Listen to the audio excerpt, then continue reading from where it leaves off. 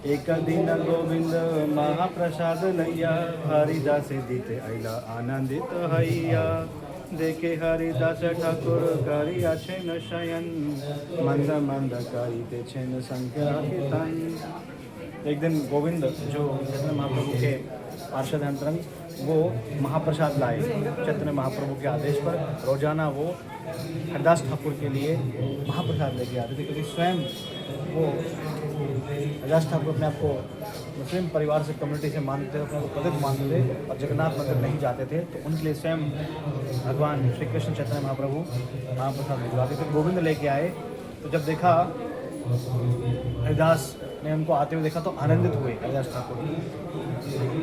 लेकिन गोविंद ने देखा कि हरिदास ठाकुर आज शयन ही कर रहे हैं, क्या बात हो गई है, ये तो जगह होते हैं। और लेटे लेटे ही मंद मंद अपना संख्या पूर्वक जो नाम जप करते थे 3 लाख से बनने वाला वो कर रहे हैं।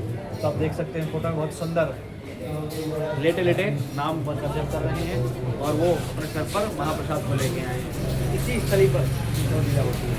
तो आगे चलते हैं। रामानंद सार्वभौम ऐसा बार अग्रते हरिदासे रघुना प्रभु लागिला चाहिते हरिदासे कहिते प्रभु आइला पंचमुख कहिते प्रभु रे महासुख। तो रामानंद और सार्वभौम सबकी सब जो है गोविंद ने इन्फॉर्म किया कि ऐसे ऐसे वो लेटे हुए हैं और जगह ही नहीं है। नॉक किया, काफ़ी देर में खुला भी नहीं, मैं अंदर गया। जब वो इन्फॉर्म किया तो चैतन्य महाप्रभु सबको लेकर समझ गए कि शायद अब शरीर छोड़ना चाहते हैं, कि धाम से वैकुंठ जाना चाहते हैं, भगवान के धाम वापस जाना चाहते हैं।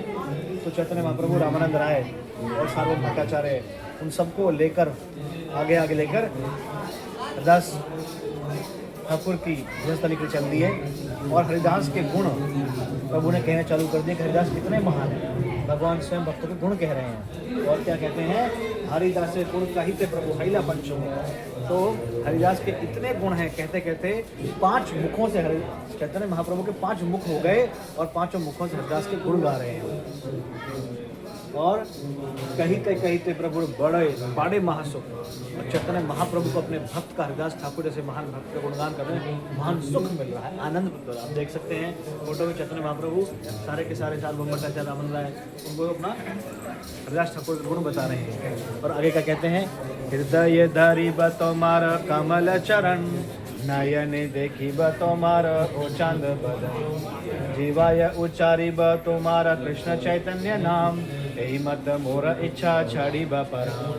तो चैतन्य महाप्रभु समझ चुके थे क्योंकि अब हरिदास ठाकुर जाना चाहते हैं, तो वो आ गए। और जब वो आ गए तो पूछा, हरिदास ठीक तो हैं? बोले हाँ महाप्रभु, शरीर तो ठीक है, बस मन ठीक नहीं है। इस तरह कहते हुए बोले क्या विचार है आज का?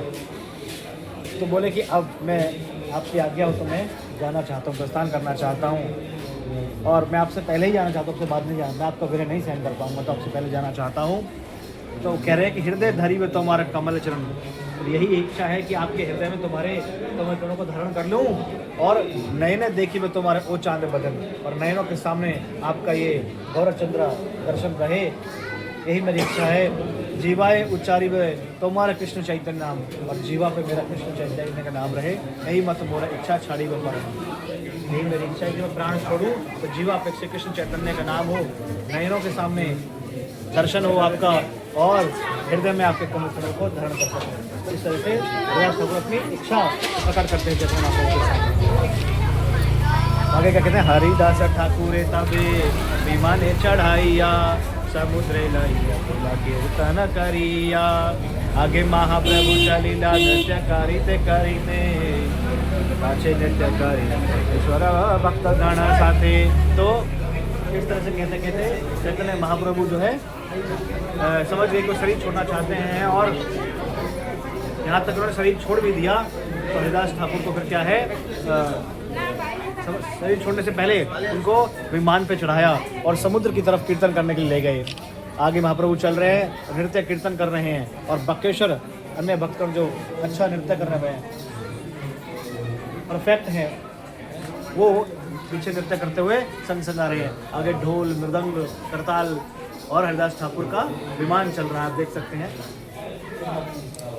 फिर वो जो शरीर छोड़ जब शरीर छोड़ देते हैं, भौतिक धाम से प्रकट हो जाते हैं, तो फिर उसके बाद चैतन्य बहुत जो है क्रंदन करते हैं, क्रंदन लीला करते हैं, उनको बहुत दुख लगता है और वह ग्रह को लेकर समुद्र में जाकर स्नान करते हैं, उनको ग्रह को स्नान करते हैं, कीर्तन करते हैं, फिर जो है उनको स्वर्ग द्वार के पास समाधि देते हैं। और उसके बाद क्या होता है, सब वैष्णव बेरे प्रभु बसाइला सारी सारी अपनी परि प्रभु लहिया जनचारी महाप्रभु श्री हस्ते अल्प नहीं आई से एक एक पाते पंच जनार भक्ष परिवेश। तो सभी वैष्णव जो गण है वहाँ पर विराजमान हो गए। तो चैतन्य प्रभु ने कहा कि आज मैं अपने हाथ से, स्वयं भगवान बोले, अपने हाथ से आज प्रसाद किसी वैष्णव को प्रसाद खिलाऊंगा। क्योंकि जब हम देखते हैं कोई शरीर छोड़ता है तो उसके बाद प्रसाद खिलाया जाता है। तो चैतन्य प्रभु आप अपने हाथ से स्वयं एक एक वैष्णव को बिठाकर खिला रहे हैं। तो इसको देखकर भक्त रोने लगे। महाप्रभु आप बैठ जाइए, हम सर्व कर देंगे। बोले नहीं, आज मेरे स्वयं मेरे भक्त का दिन है तो मैं स्वयं खिलाऊंगा। तो महाप्रभु एक एक हाथ से सब वैष्णव खुद थाली में परोस रहे हैं। ऐसे भगवान होते हैं जो अपने भक्त के लिए खुद परोस रहे हैं। बड़ी ये मार्मिक लीला है, इमोशनल करने वाली लीला है। और तालपत्रे श्लोका लिखी चाली तेरा खिला समुद्र स्नानकारी बारे रूप गोसाई गेला एन काले प्रभु आइला तहारे मिलीते चाले श्लोका देखी प्रभु लागिला पाड़ीवे श्लोका पाड़ी प्रभु सुखे प्रेमाभिष्ट हाइला एन काले रूप गोसाई स्नानकारी आइला। तो तालपत्र पर, ये एक अन्य लीला है, तालपत्र पर रूप गोस्वामी जो है एक श्लोक लिखते हैं और समुद्र स्नान करी में रूप गोसाई गिला। समुद्र स्नान करने के पश्चात रूप गोसाई जो है वो श्लोक है उनको देते हैं गोविंद घोष के माध्यम से।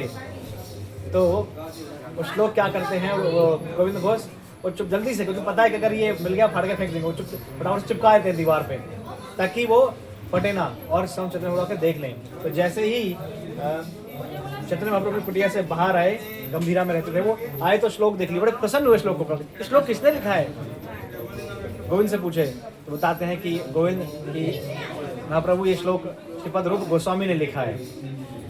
तो उस श्लोक को बड़ा पढ़कर महाप्रभु को बड़ा सुख हुआ और प्रेम आविष्ट में हो गए वो, है ना। और जो है हेना काले रूप गोसाई स्नान कार्य आइला, तो रूप गोस्वामी को बहुत धन्यवाद देते, बहुत प्रेम करते हैं वो, उन्होंने बहुत अच्छा श्लोक लिखा है, हृदय से लगा लेते हैं वो। तो यहाँ पर अलग अलग लीलाओं का वर्णन किया हुआ है। हरे कृष्णा।